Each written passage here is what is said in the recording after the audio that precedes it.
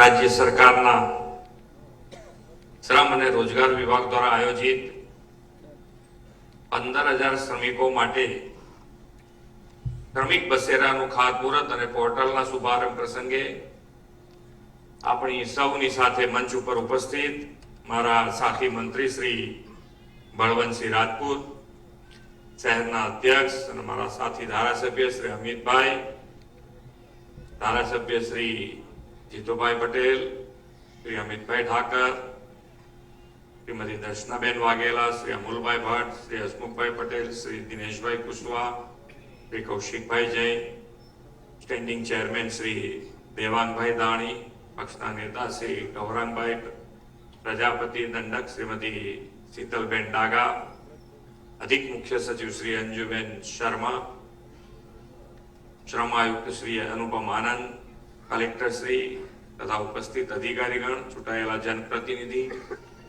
संगठनना पदाधिकारीश्रीओ, सौ श्रमयोगी भाईओ बहनों, प्रेस मीडियाना मित्रों, सौने मारा नमस्कार।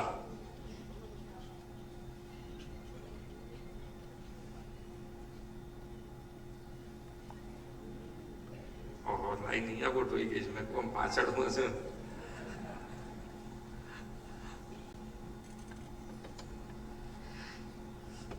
विश्व नेता અને સર્વાધિક લોકપ્રિય નેતા આદરણીય વડાપ્રધાન શ્રી નરેન્દ્રભાઈ મોદી હંમેશા ગરીબ કલ્યાણ અને સેવા સુશાસનને પ્રાથમિકતા આપી છે।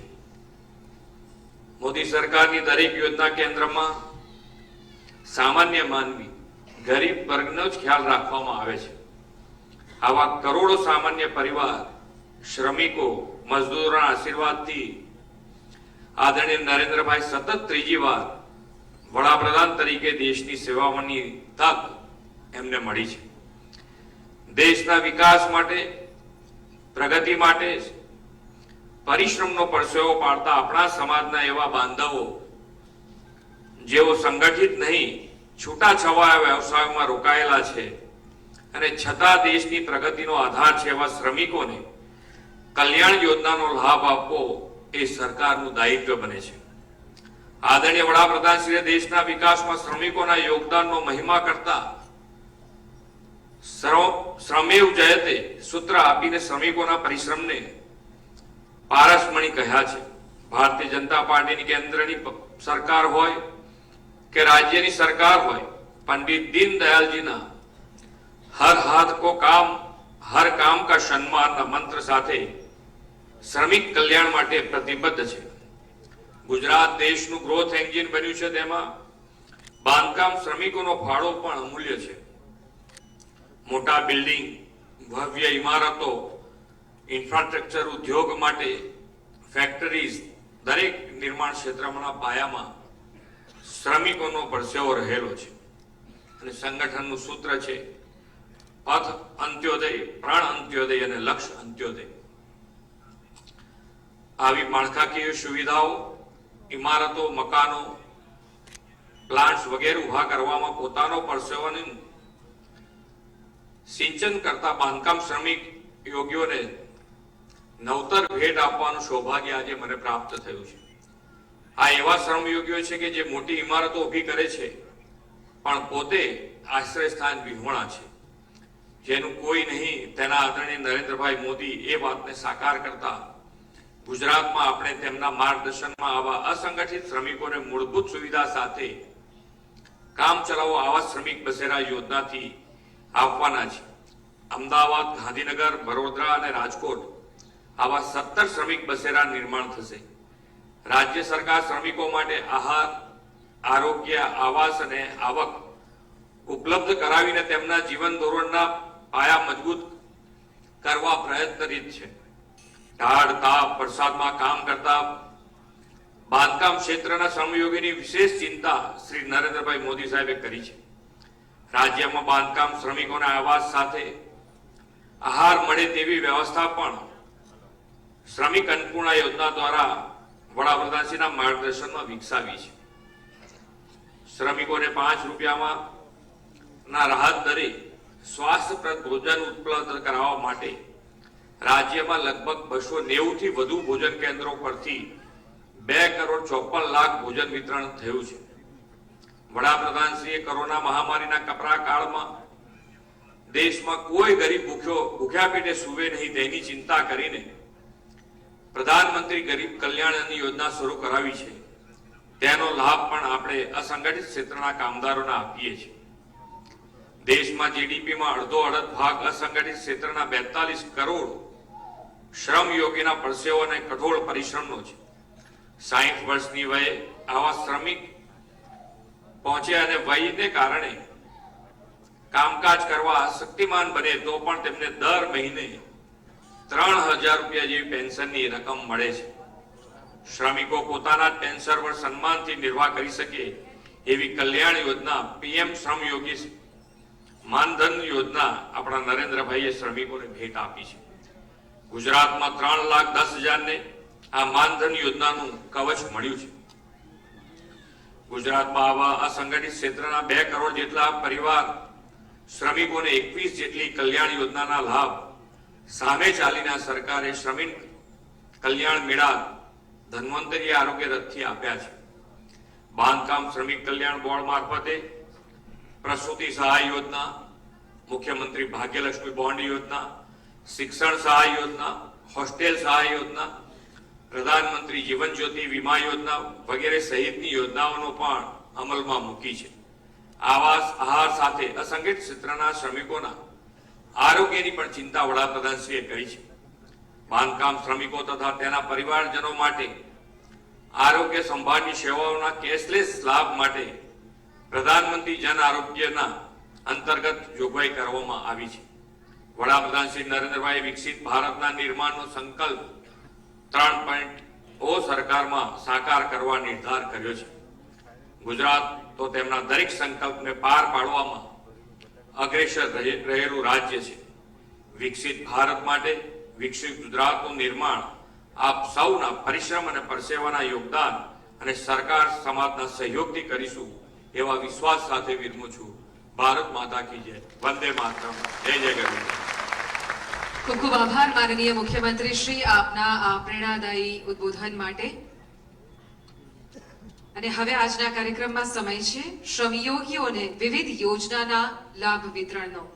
આજે આ મંચ ઉપરથી માનનીય મુખ્યમંત્રી શ્રીના વરદ હસ્તે પ્રતિકાત્મક રીતે સહાય વિતરણ કરવામાં આવશે. સાદર વિનંતી કરીએ છીએ માનનીય મુખ્યમંત્રી શ્રીને કે આપ આ લાભાર્થીઓને સહાય વિતરણ કરશો અને મંચ ઉપર આમંત્રિત કરીએ છીએ લાભાર્થીઓને. સૌથી પહેલા ગુજરાત મકાન અને અન્ય બાંધકામ શ્રમયોગી કલ્યાણ બોર્ડના લાભાર્થીઓ રતનબેન રાજેશભાઈ મહેરિયા. લાભાર્થી શ્રી રતનબેન મહેરિયા બાંધકામ શ્રમયોગી બોર્ડમાં પોતે મહિલા કામદાર તરીકે 2019 થી નોંધાયેલા છે. તેમને પ્રસૂતિ પહેલાની સહાય પેટે રૂપિયા 17,500 ની સહાય પ્રાપ્ત થાય છે. પ્રસૂતિ સહાય યોજનામાં પ્રસૂતિ પહેલા 17,500 રૂપિયા અને પ્રસૂતિ બાદ 20,000 રૂપિયા, આમ કુલ રૂપિયા 37,500 ની આર્થિક સહાય મળે છે. ત્યાર પછી રાજેશભાઈ દેવજીભાઈ મહેરિયા પરિવહન યોજના અંતર્ગત તેમને પાસની રેપ્લિકા અત્રેથી પ્રાપ્ત થાય છે. લાભાર્થી રાજેશભાઈ મહેરિયા વર્ષ 2014 થી બાંધકામ બોર્ડમાં નોંધાયેલા શ્રમયોગી છે. કડિયાકામ કરે છે અને પરિવહન યોજના અંતર્ગત AMTS માં મુસાફરી માટે રાહત દરે પાસ આપવામાં આવે છે.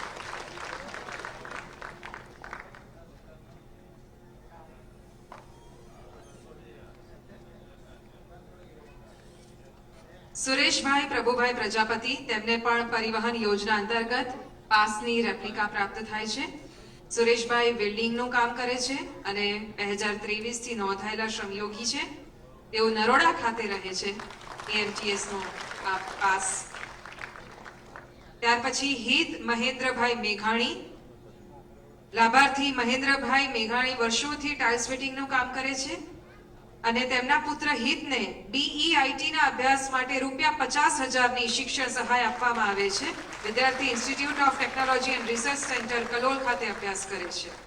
ત્યાર પછી યશિતા પંકજકુમાર પંચાલ. પંકજભાઈ વર્ષોથી કડિયાકામ કરે છે અને 2014 થી બોર્ડમાં નોંધાયેલા શ્રમયોગી છે. તેમની દીકરી યશિતાને બીફાર્મના અભ્યાસ માટે રૂપિયા 50,000ની શિક્ષણ સહાય આપવામાં આવે છે. ત્યાર પછી મીના કનુભાઈ રાવત, લાભાર્થી કનુભાઈ બાંધકામ ક્ષેત્રે કામ કરે છે અને તેમની પુત્રી મીનાને ધોરણ 10 માં નિવાસી શાળા અભ્યાસ માટેની સહાય રૂપિયા 16,500 પ્રાપ્ત થાય છે. ત્યાર પછી કૃષિ જયેશભાઈ પટેલ, લાભાર્થી જયેશભાઈ પટેલ ઇલેક્ટ્રિક કામ કરે છે અને છેલ્લા 2 વર્ષથી તેઓ બોર્ડમાં નોંધાયેલા શ્રમયોગી છે.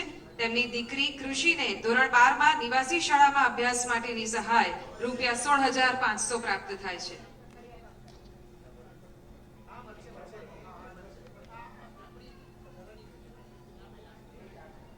ત્યાર પછી વાલીબેન કિશોરભાઈ બેંકર,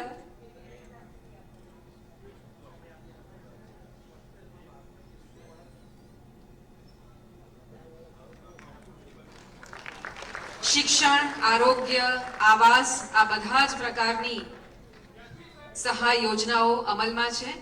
રાજ્ય સરકાર દ્વારા 22 થી પણ વધારે યોજનાઓ અમલી છે અને હવે આમંત્રિત કરીએ છીએ વાલીબેન કિશોરભાઈ બેંકર. તેમને અંત્યેષ્ટિ સહાય યોજના પેટે રૂપિયા 10,000ની સહાય પ્રાપ્ત થાય છે. વાલીબેનના સ્વર્ગસ્થ પતિ કિશોરભાઈ કડિયા કામની કામગીરી કરતા હતા. તેમનું કુદરતી મૃત્યુ થવાથી તેમને અંત્યેષ્ટિ સહાય પેટે રૂપિયા 10,000 આપવામાં આવે છે. બીજા લાભાર્થી છે જરીના બાનુ મિર્જા. લાભાર્થી જરીના બાનુ મિર્જાના સ્વર્ગસ્થ પતિ કડિયા કામ કરતા હતા. તેમનું અકસ્માતે મૃત્યુ તારીખ 25/6/2023 રોજ થયું. રાસમ દરબાર બાવળા તાલુકામાં દિવાલ પડવાથી તેમના પતિનું મૃત્યુ થતા તેમને રૂપિયા 3 લાખની સહાય આકસ્મિક મૃત્યુ સહાય આપવામાં આવે છે. અનિલભાઈ